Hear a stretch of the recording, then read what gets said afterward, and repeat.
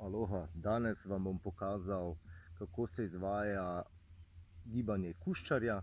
Gre za eno od živalskih gibanj in pri svoji vadbi, torej pri treningih borilnih veščin in drugih treningih, pogosto uporabljam prav to gibanje kuščarja. Treba je paziti, da so komolec in koleno na eni strani vedno skupaj, na drugi strani pa narazen. Torej, če na eni strani, če sta komolec in koleno skupaj, sta na drugi narazen in obratno. In komolec in koleno sta tukaj skupaj, tukaj pa narazen. To, kar sem vam danes pokazal, je enostavna verzija kuščarja. Obstaja še potem malo bolj zapletena in težja verzija, ki je bistveno bolj naporna, ampak za začetek je to čisto dovolj.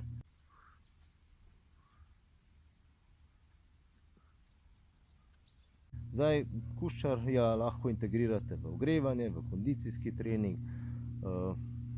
lahko se igrate z različnimi razdaljami, kdo ga naredi večjo razdaljo, kdo ga izvaja hitreje in tako naprej. Torej, opcij za improviziranje in vadbo je, kolikor hočete.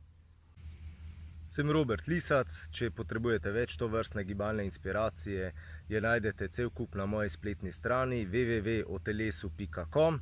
Imam tudi svoj YouTube kanal, tako da vam ni treba zdaj brskati tukaj po Facebooku ali pa kjerkoli drugje. Pojdite na YouTube, vtipkate Robert Lisac in tam imate cel kup takšnih in podobnih vaj.